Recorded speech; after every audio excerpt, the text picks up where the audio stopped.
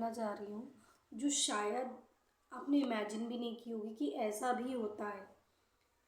तो कहानी ऐसी थी कि मेरी क्लाइंट का कॉल आया।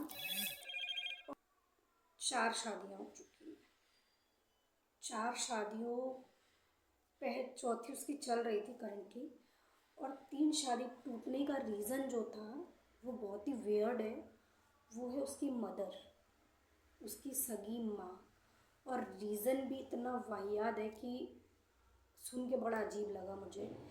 रीज़न ये था कि उसकी मदर को जो है ना हाउस होल्ड काम नहीं करने थे, इसलिए उसने अपनी बेटी के घर नहीं बसने दिए।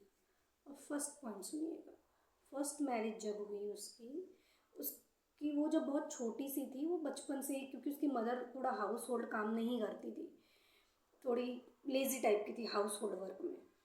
तो उसकी मदर जो थी उसने अपनी बेटी को बचपन से ही किचन में घर के कामों में लगा दिया था। तो उसको बहुत छोटे से ही सारी चीज़ें आती थी, कुकिंग, घर की क्लीनिंग, सब वो सब कर लेती थी। मैरिज जब हुई तो वो ससुराल चली गई। अब मदर के साथ क्या हुआ, उसकी मदर को सारे हाउस होल्ड काम करने पड़ गए। तो उसने क्या किया, 2 महीने बाद ये चीज़ें ऐसी क्रिएट करी कि उसकी बेटी को वो वापस ले आई। फिर उसने उसका ऐसा माइंड वॉश किया उसकी मदर ने। ऑब्वियस है, मदर है तो बेटी को भी ये लगेगा कि मेरी माँ जो बोल रही है वो सही है। तो उसकी मदर ने उसको जो भी बोला वो उस बातों से अट्रैक्ट हो गई। फिर उसने अपने हस्बैंड के साथ छोड़ दिया, चीज़ें छोड़ दी। फिर डाइवोर्स हो गया, चली आई।